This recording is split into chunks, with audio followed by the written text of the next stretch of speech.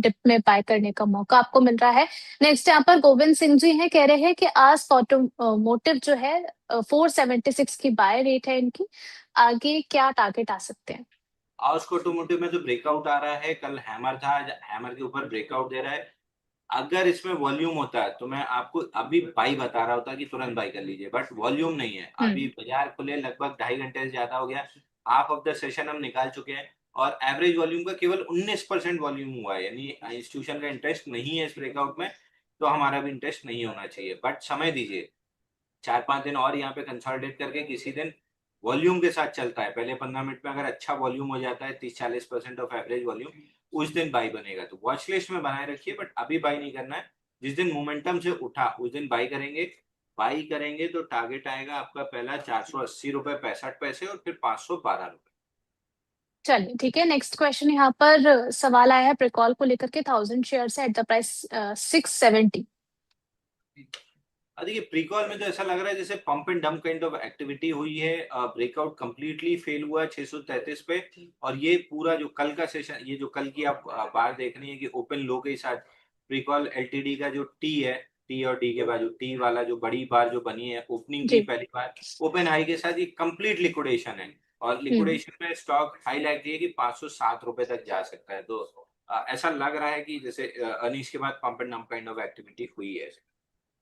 चलिए यहाँ पर नेक्स्ट क्वेश्चन है जैन रिसोर्स रिसाइकल को लेकर के, 425 पर इन्होंने लिया है, कह रही है कि पोजीशन साइजिंग कंट्रोल्ड है बट लॉस हो रहा है, तो अब क्या करना चाहिए?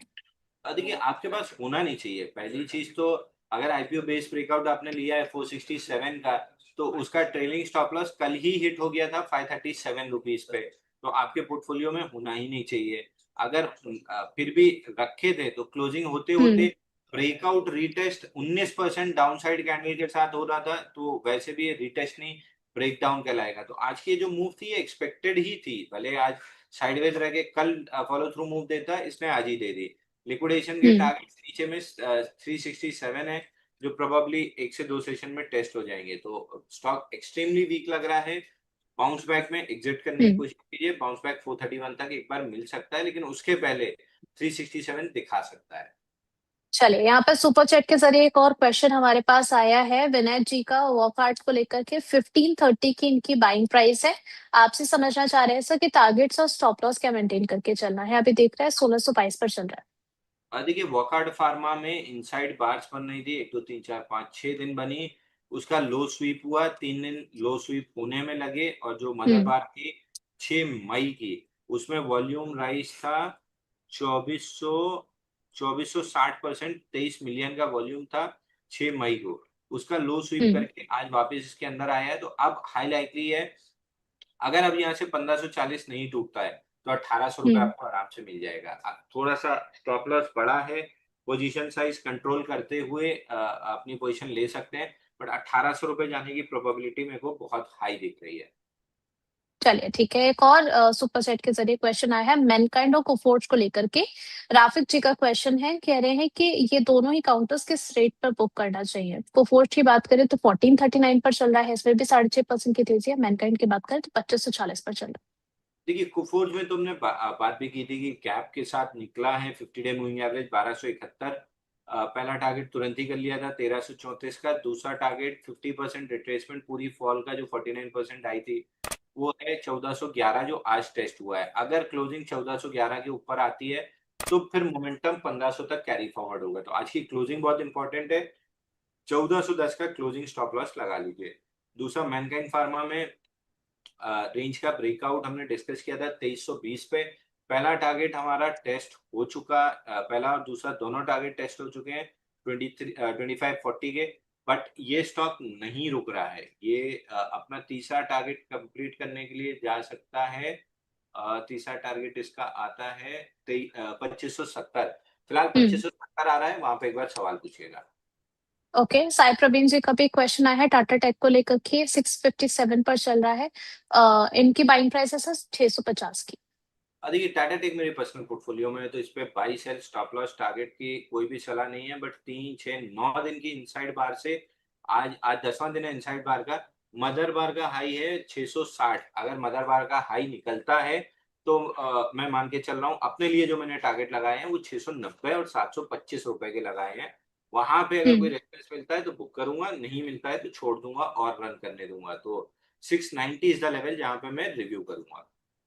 चलिए ठीक है, यहाँ पे विशाखा जी कह रही है कि सर अभी बैंकिंग में से कौन सा शेयर लेना चाहिए 6 महीने के नजरिए से। कह रही है कि आईसीआईसीआई और एचडीएफसी जो है इनके पास ऑलरेडी है। रिस्क एपेटाइट, अगर आपका रिस्क एपेटाइट लो है तो आईसीआईसीआई ले लीजिए, अगर रिस्क एपेटाइट थोड़ा सा हाई है तो फिर एक्सिस या इंडसइंड बैंक ले लीजिए। मैं इंडसइंड बैंक के फेवर में जाता हूँ और स्टैंडर्ड डिस्क्लेमर आज बाय भी दिया है इंडसइंड बैंक। चलिए, ध्रुवमल जी कह रहे हैं कि टाटा स्टील में प्रॉफिट बुक करें या फिर होल्ड करें शॉर्ट टर्म के लिए। देखिए टाटा स्टील शॉर्ट टर्म का स्टॉक ही नहीं है, शॉर्ट टर्म ट्रेड करना है तो मोमेंटम वाले काउंटर में आइए। टाटा स्टील लॉन्ग टर्म का है, 240 और 270 75 दोनों टारगेट आपको मिल जाएंगे। चलिए, इन्फोसिस को लेकर के सवाल आया है काफी दिनों बाद। 50 शेयर से 1130 पर इन्होंने बाय किया है। बहुत खींचा तो एक गैप है 1223.90, वहां तक जा सकता है और उसके ऊपर 50 डे मूविंग एवरेज 1250 तक जाता है, जा सकता है। But again I would say IT 20 पे आपका फोकस ज्यादा होना चाहिए अगर आईटी प्ले करना है। हम्म। चलिए ठीक है, नेक्स्ट यहाँ पर हमारे एक और प्राइम मेंबर है, ये कह रहे हैं कि सर निफ्टी में जो है 23,700 की पुट इन्होंने 58 पर बाय की है, टारगेट क्या आ जाएंगे।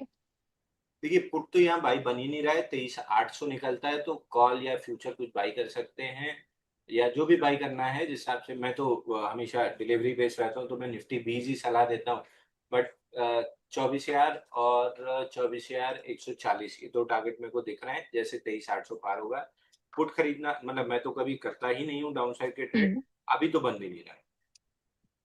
चलिए ठीक है, सौरभ गोयल जी ये भी हमारे प्राइम मेंबर हैं, कह रहे हैं कि इनके पास टैगा के 1815 पर इन्होंने बाय किया है, 3 महीने का इनका नजरिया है। 1631 पर चल रहा है और ऑलमोस्ट 5% की तेजी। आपका व्यू। एक बार स्टॉक का नाम रिपीट कीजिए। टीईजीए इंडस्ट्रीज। टेगा, टेगा इंडस्ट्रीज में केवल बाउंस बैक है मंथली और वीकली चार्ट पे। लंबी गिरावट के बाद आप वीकली स्विंग लो स्वीप करके चल रहा है। बाउंस बैक में 1685 से 1711 आ सकता है। लॉन्ग करने की कोई भी कोशिश मत कीजिए।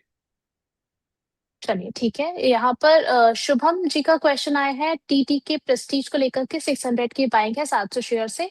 पूछ रहे हैं कि लॉस हो रहा है सर, आगे क्या करना चाहिए। देखिए इसमें भी कुछ हद तक pump and dump kind of activity दिख रही है। 12 मई की कंप्लीटली फिजल आउट हो रहा है। इसका लो 517, ये जैसे ही टूटेगा लिक्विडेशन इसमें काफी तेजी से आ सकता है 465 तक। अगर किसी भी तरह का लॉन्ग है तो 517 का सपोर्ट है, 515 रुपए का स्टॉप लॉस जरूर ले लीजिए। चलिए, अरहम जैन जी हैं, कह रहे हैं कि वेदांता एक हफ्ते का इनका व्यू है, क्या करना चाहिए। 340 पर लिया था और 350 का कॉल है।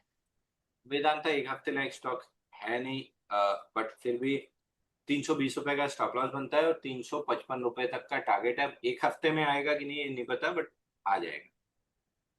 चलिए ठीक है, आयुष माथुर जी केपी एनर्जी के बारे में जानना चाह रहे हैं। 347 पर इन्होंने बाय किया है, कहाँ पर ऐड करने का मौका मिलेगा फॉर लॉन्ग टर्म एसआईपी। देखिए कल हैमर बना है और आज हैमर का ब्रेकआउट दे रहा है तो आज ही ऐड कर लेना था 345 के ऊपर। यहाँ पे ऐड करना चाहिए। नीचे में हमने 269 270 के रेट में काफी एवरेज किया है इसको, पहले महंगा ले लिया था तो 270 के रेंज में काफी एवरेज किया है और एक बार निकले भी हैं 400 के आसपास। अब हम वापस से ऐड कर रहे हैं यहाँ पे। ठीक डिस्क्लेमर है। प्राइस